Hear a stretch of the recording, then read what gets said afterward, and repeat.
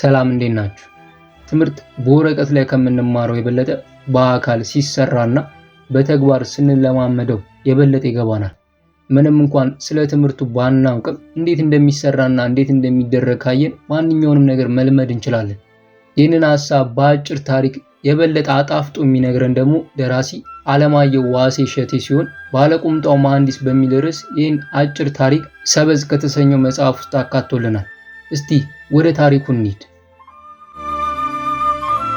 ባለቁምጣው መሐንዲስ ባሳለፍኳቸው የሥራ ዘመናት ውስጥ ከማስተማርና የምርምር ተግባር ከማከናወን የደን ባለሙያ ሆኖ በመንግስትና መንግስታዊ ባልሆኑ ድርጅቶች ውስጥ ከመስራት አልፌ የቢዝነስ ተቋም ስመራ ጣና ፍሎራ የተባለው የመጀመሪያዬ ነበር። ጣና ፍሎራ ንብረትነቱ ጋፋት ኢንዶመንት የሚባለው ድርጅት ሲሆን ከባህር ዳር ከተማ አቅራቢያ ወንጀጣ በሚባል ቀበሌ 100 ሜትር ሄክታር ላይ አትክልት፣ ፍራፍሬና አበባ በማልማት ለዓለም አቀፍ ገበያ ኤክስፖርት ለማድረግ የተቋቋመ ኩባንያ ነበር። ይህን ኩባንያ በዋና ስራ አስኪያጅነት እንድመራ ከተመደብኩ በኋላ በተለይ አዲስ የሆነውንና በአካባቢው የመጀመሪያ የተባለውን በ40 ሄክታር ላይ የሚለማ ዘመናዊ የአበባ እርሻ ማቋቋም ፈታኝ ነበር። 40 ሄክታር ሲባል እያንዳንዳቸው 1 ሄክታር ስፋት ያላቸው 40 ግሪንሃውስ መገንባት ማለት ነው። ከዚህ ጋር ዘመናዊ የሆነ የጠብታ መስኖ ወይም ፌሪት ኢሪጌሽን ሲስተም፣ የመጠጥና የንጽህና መጠበቂያ ውሃ አቅርቦት ስርዓት፣ የበሽታ መከላከያና መቆጣጠሪያ ርጭት ስርዓት፣ የአበባ ማሸጊያና የማቆያ ማቀዝቀዣ ክፍሎች፣ በአጠቃላይ የተደራጀ የእርሻ ልማት ማቋቋም ይጠይቃል። ዓለም አቀፍ ጨረታ አውጥቶ እነዚህን ዘመናዊ ግሪንሃውሶች፣ የጠብታ መስኖ መዋቅሮች፣ ትልቅ መጋዘን ውስጥ የሚገጠም ሪፍሪጅሬተር፣ ፓምፖች፣ ጀነሬተሮችና ሌሎች የተለያዩ ዕቃዎችን 168 ባለ 40 ጫማ ኮንቴነር ከወደብ ማመላለስና መገጣጠም ያስፈልግ ነበር። ማጓጓዙ ፈታኝ ቢሆንም ከሁሉ በላይ ደግሞ እያንዳንዱ ግሪንሃውስ የሚያርፍበትን መሬት በ2% ተዳፋት ግራና ቀኝ እኩል አድርጎ ጠርጎ ማስተካከል ይጠይቅ ነበር። ይህን ለማድረግ ትልልቅ ማሽነሪዎች ያስፈልጋሉ። ድንጋይ ለማውጫ ኤክስካቫተር፣ የወጣውን ድንጋይ የሚገፋ ዶዘር፣ አፈሩን ከቦታ ቦታ የሚሞላው ሎደር፣ ስሎፑን ጠብቆ የሚቆርጥ ደግሞ ግሪደር ያስፈልጋሉ። ይህንን የሚመራ የቅየሳ መሐንዲስ እጅግ ወሳኝ ነበር። ለዚሁ ቅየሳ ስራ ሲቪል መሐንዲስ ቀጥረን ስራውን መስራት ጀመረ። 1-2 ግሪንሃውስ ሰርቶ ሲታይ የተዛነፈ ሆኖ ተገኘ። ያን መሐንዲስ አባረን ሌላ የተሻለ የተባለ ፈልገን ቀጠርን። አዲሱ መሐንዲስ ስራውን በትክክል መስራት የቻለ ቢሆንም ውድ ነበር። ከባህር ዳር 17 ኪሎ ሜትር ርቀት ላይ ወደሚገኘው የእርሻ ቦታ ጠዋት መውሰድ አለብን። ቀን ላይ ተመልሶ መጥቶ ምሳ በልቶ ይሄዳል። ከዚያ ማታ ደግሞ መመለስ ይኖርብናል። ስለዚህ ለእርሱ አንድ ተሽከርካሪ መመደብ፣ የሞባይል ካርድ መሙላት፣ ከደሞዙ በላይ አበልና አላዋንስ መክፈል ነበረብን። ለእያንዳንዱ ማሽን በሰዓት የሚከፈለው ከፍተኛ ስለነበርና ስራው ፋታ የማይሰጥና በሆነ ምክንያት ከቆመ እጅግ ውድና ለኪሳራ የሚዳርግ ስለሆነ ለመሐንዲሱ የምናወጣው ወጪ ብዙ አሳሳቢ አልነበረም። በዚህ መሰረት 8 ግሪንሃውስ በጥሩ ሁኔታ እንደሰራን መሐንዲሱ ወደ ቢሮ ይመጣና ሌላ ቦታ በተሻለ ክፍያ ስራ ስላገኘው ልሄድ ነው አለኝ ቁርጥ ባለ ድምፅ። እንዴ ምን ነካ? የሁሉ ማሽን 1 ሰዓት እንኳን ቢቆም ስንት ኪሳራ እንደሚያደርስ ያወቅ፣ እንዴት በዚህ ሰዓት ስራ እለቃለሁ ትለኛለህ?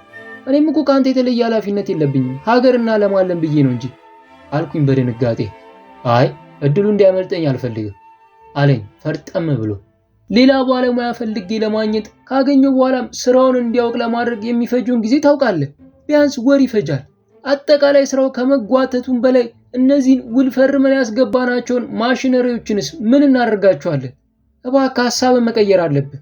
እምቢ ካልክ ደግሞ የተወሰነ ደሞዝ ልጨምር ስለው የፈለገው ብትጨምርልኝ አሁን ካገኘሁት ሊደርስ አይችልም አለና ለማንኛውም 1 ሳምንት እሰጥሃለሁ፣ በሳምንት ውስጥ ሰው ፈልገህ እንድታገኝ ብሎ እቅጩን ነገረኝ። እጅግ ነበር የተከፋሁትና ተስፋ የቆረጥኩት። እኔስ የግል ተቋሚ አይደል፣ በአካባቢው የሥራ ዕድል ለመፍጠር የተቋቋመ የልማት ድርጅት ነው። ይህን ያክል እኔስ ለምን እሰቃያለሁ በሚል የመሐንዲሱ ጭካኔ የኔንም የሥራ ፍላጎት ጎዳው። ለማንኛውም እንደ ሥራ ኃላፊነቴ እውነታውን መጋፈጥ ስለነበረብኝ ከ2 ቀናት በኋላ እስኪ ስራው የደረሰበትን ለማንኛውም አሳየኝ ብዬ ስራውን ለማየት ሄድኩ። ሳይት እንደደረስን ተቆርጦ የተዘጋጁትን 8 ግሪንሃውሶች፣ ወደፊት ሊቆረጥ የታሰበውንና እያንዳንዱ ማሽን የሰራውን ሰዓት አሳየኝ። ያን ሁሉ ደረጃ በደረጃ ካሳየኝ በኋላ እሱ ወደ ስራው ሲሄድ እኔ አንድ ድንጋይ ላይ ቁጭ ብዬ ቀረሁ። እጅግ ተስፋ የመቁረጥ ስሜት ነበረብኝ። በዚህ መካከል አንድ ወጣት ከመሐንዲሱ ጋር ስንነጋገር ሐሳቡን እንዲቀይር ስለምነው ሁሉ ከኋላ ሆኖ ይሰማን ነበር። ይህ ወጣት ለመሐንዲሱ የቅየሳ መሳሪያ እንዲሸከምለት እንዲታዘዘው ከቦታ ቦታ እንዲላላከው የቀጠርነው ልጅ ሲሆን 10ኛ ክፍል ተማሪ ሆኖ ትምህርቱን ያቋረጠ በአካባቢው የሚኖር ነበር። እጅግ ገራገር የሆነ ለእግሩ ጫማ እንኳን የሌለው ቁምጣ ለብሶ የመጣ ልጅ ስለነበረ በቀን ሰራተኝነት 40 ብር እንከፍለዋለን። ይህ ልጅ ያሳለፍናቸውን ጊዜያት በሙሉ ከዚህ መሐንዲስ አልተለየም ነበር። 8ቱ ግሪንሃውሶች ሲስተካከሉ ሁሉ አብሮ ነበር።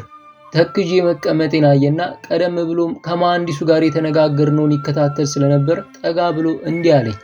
ጋሽ ዶክተር ምን ሆነ ነው የምታዝን? አለኝ። ሁሉም ሰው ዶክተር እያለ በተደጋጋሚ ስለሚጠራኝ እዛ አካባቢ ያሉ የቀን ሰራተኞችና የአካባቢው ሰዎች ዶክተር የሚለው ስም ማዕረግ መሆኑ ቀርቶ ስሜ ይመስላቸው ነበር። ስለዚህ አክብሮ ለመጥራት ጋሽ ዶክተር ይሉኛል። እኔም እንደተከፋው ምን እባክህ አልኩኝና የመሐንዲሱን ስም ጠርቼ ስራውን ትቼ ሄዳለሁ አለኝ። ስለው አረ ጋሽ ዶክተር የማያሳስበውን አለኝ። ገራገርነቱ ገርሞኝ እንዴ እንግዲህ እኮ ስራው መቆሙ ነው። እሱ ከሌለ ማን ይቀይሳል? እናንተም ስራ ልታቆሙ ነው? ይሄ እኮ ነው ያሳሰበኝ አልኩት እንዲረዳው ብዬ። ቀጠል አደረኩና ለነገሩ የኪሳራውን ስፋት አንተ አትረዳውም አልኩና ወደ ትካዜ ልመለስ ኦሮ መሬቱን ለክቶ ማስቆረጡን እንደሆነ እሱ የሚሰራውን እኮ እኔ እሰራለሁ አለ። በየዋህነቱ ከት ብዬ ሳኩና አንተ ደግሞ ከየት አምጥተህ ነው የምትሰራው? እሱ እኮ መሐንዲስ ነው አልኩት። ጋሽ ዶክተር እችላለሁ ስለ አላውንም። ዝም ብሎ መሬት የሚቆረጥ መሰለ እንዴ? በዚያ መሳሪያ ለክቶ አውቆ ነው እኮ ችካል ቸክሎ የሚላችሁ። ስታየው ቀላል መስሎ ነው አይደል አልኩት። የዋህነቱ ገርሞኝ ነው እንጂ በዚያ ሰዓት ከሱ ጋር የማወራበት ስሜት ላይ አልነበርኩም እና ፊቴን ሳዞር አይቶ አይ ጋሽ ዶክተር ጀለለካ አለኝ። ይህ ልጅ ከችግሬ በላይ የሚቀባጥርብኝ ምን ነክቶታል ብዬ በቁጣ ፊቴን ወደ እርሱ ሳዞር አይቶ ጣይ በላኛል እያለ እሱ እኮ አይሰራም። አንድ 2 ቀን አሳየኝና አስተካክዬ ስሰራው ጊዜ ተዚያ በኋላ እሱ ጥላ ፈልጎ ቁጭ ነው የሚል። እኔ እኮ ነኝ የምሰራው አለኝ። የችግሬን ባህር ከሁለት ሊከፍል የሙሴን በትር ይዞ የመጣ ሰው መሰለኝ። እውነትህን ነው አልኩት። አረ ጋሽ ዶክተር ለካ ሰው አታምንም አለኝ። እውነት አንተ መሳሪያውን አንብበህ ምን እንደሚደረግ ታውቃለህ? መሬቱን ታስቆርጠዋለህ አልኩ በድጋሚ። አረ እሱ እኮ 4 ነው የሰራው፣ ተዚያ ወዲያ ያለውን እኮ እኔ ነው የሰራሁት አለኝ። እውነትህን ነው አልኩት ደግሜ። ታላመንከኝ አለና ተፈለቅ ሽካል ይምጣና ሞክረኝ አለ። ለማመንም ላለማመንም ተቸገርኩ። እጅግ ስሜታዊ ከመሆን የተነሳ መኪናዬን አስነስቼ ወደ ባህር ዳር እየበረርኩ መጣሁ። ገበያ ሄድኩና አዲስ ቱታ ባርኔጣና ከስክስ ጫማ ገዛሁ ለዚሁ ልጅ ከሰማይ ለወረደልኝ መሐንዲስ። በነጋታው መሐንዲሱን እረፍት ሰጠውኝና ተመልሼ ሄጄ በል እንግዲህ ቀጥሎ ያለውን መሬት አዘጋጅና አሳየኝ አልኩት። ለእርሱ ደግሞ ረዳት ተሰጠው። ችካል ተዘጋጀ። 2 ሰዓት ባልሞላ ጊዜ ውስጥ 1 ሄክታር በቅየሳ መሳሪያው እየተመለከተ እንደሚቆረጠውና እንደሚሞላው ሁሉን አድርጎ ችካሎችን ቸክሎ ጨረሰ። ቀጠልኩና እዚያ ያሉትን ማሽነሪ ኦፕሬተሮችን ጠራውና አሁን እርሱ በሚላችሁና በሚያሳየው መሰረት ያለምንም ማንገራገር የሚቆረጠውን ቁረጡ፣ ሙሉ የሚላችሁ ሙሉ፣ አንድም ማንገራገር የለም ብዬ ትዕዛዝ ሰጠው። ከስፔናዊው ግሪንሃውስ አቅራቢ ድርጅት ጋር ኮንትራታችን ግሪንሃውሱን ተክሎ ማስረከብ ጭምር ስለነበረ መሬቱ ከተስተካከለ በኋላ ግሪንሃውሱን የሚያቆሙት 2 ኬንያውያን ቴክኒሻኖች ናቸው። መሬቱን ማስተካከል ግን የኛ ስራ ነበር። እነዚህ ቴክኒሻኖች ይመጡና በራሳቸው መንገድ መሬቱ በትክክል መስተካከሉን ሲያምኑ ግሪንሃውስ ወደ ማቆም ይቀጥላሉ። ችግር ካለበትም ለእኔ ሪፖርት ያደርጋሉ። በማግስቱ ኬንያውያኖችን ወስጄ ማን እንደሰራው ሳልነግር የአዲስ የተዘጋጀው ነው፣ በትክክል መሆኑን ቼክ አድርጉና ተረከቡ አልኳቸው። በራሳቸው መንገድ ደጋግሞ ቼክ አደረጉና በትክክል ነው የተሰራው ብለው አረጋገጡልኝ። እውነት ለመናገር ማመን አልቻልኩም። ድንገት ተንደርድሬ ሄጄ ያንን ወጣት አቀፍኩት። ያንን መሐንዲስ የለመንኩትን ያክል እንዲያውም ቶሎ እንዲሄድልኝ የሳምንቱን ጊዜ አሳጥሬ በቀናት ጊዜ ውስጥ አሰናበትኩት። ይህ ወጣት መኪና አበል የሞባይል ካርድ አይጠይቅም። የሚጠይቀው በቀን 40 ብር ብቻ እንደ ቀን ሰራተኛ ነበር።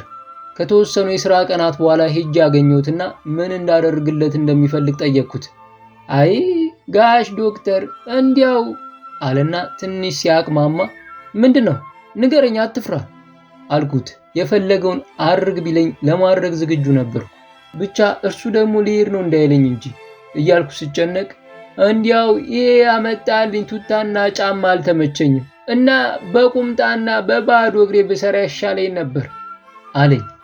ከት ብዬ ሳኩና አይቻልም አልኩት። የማን መሐንዲስ በባዶ እግሬ ይሄዳል? ለማንኛውም እርሱ ባይጠይቀኝም የቀን አበሉን ወደ 100 ብር ማሳደገኝ ስነግረው ትልቅ ደስታ ሆነለት።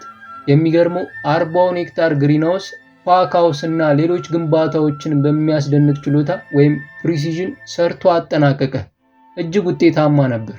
ኩባንያው የግንባታ ስራውን አጠናቆ አበባ ተክሎ ወደ ውጪ ኤክስፖርት ማድረግ ሲጀምር ይህን የክፉ ቀን ጉብል መሐንዲስ ስራው ስለተጠናቀቀ ተራ የቀን ሰራተኛ ሆኖ እንዲቀመጥ ወይም እንዲሰናበት አልፈለኩም። ለመሐንዲሱ እንከፍለው የነበረውን ገንዘብ አስልቼ ያ ገንዘብ መሐንዲሱ ቢኖር ኖሮ ልናወጣው የሚገባው ነገር ግን በዚህ ወጣት ምክንያት ያዳነው ስለሆነ የኩባንያው ቦርድ በፈቀደልኝ መሰረት ያን ወጣት ሙሉ ወጪውን ችለን መደበኛ የቅየሳ ወይም ሰርቬይንግ ትምህርት እንዲማር ኮሌጅ አስገባሁት። ከ2 ዓመት በኋላ ተመርቆ ዲፕሎማ ይዞ ከቢሮዬ መጥቶ ተገናኘን። ይህን ወጣት ባሰብኩ ቁጥር በሀገራችን የስንቱን ብሩህ አእምሮ፣ የስንቱን ውበት፣ የስንቱን መልካም አስተሳሰብ ድህነት ጨፍልቆት እንደቀረ እያስታወስኩ ልቤ በሐዘን ይኮማተራል። ይህ ወጣት ምንም አይነት ስልጠና ሳይሰጠው ከመሐንዲስ ጋር ስለዋለ ብቻ በልበ ብርሃንነት መሐንዲሱን አክሎ መሐንዲሱን መስሎ ውስብስብ የተባለውን ስራ ማጠናቀቁ ምን ያህል የአእምሮ ብርሃን የተሰጠው እንደሆነ መረዳት ይቻላል። ብዙዎች በዚህ ሁኔታ ገጠሬ ሆነው እረኛ ሆነው ጎዳና ተዳዳሪ ሆነው ባክነው እንደቀሩ መገመት ይቻላል። ይህን ማሰብ ልብ ይሰብራል። ለማንኛውም ልበ ብርሃኑ የወንጀጣው መሐንዲስ አሁን ማረጋገጫ ያለው ባለ ዲፕሎማ መሐንዲስ ሆኗል። አመሰግናለሁ። ሰብስክራይብ በማድረግ ሌሎች ትረካዎችን በማዳመጥ ከኛ ጋር ይወዳጁ።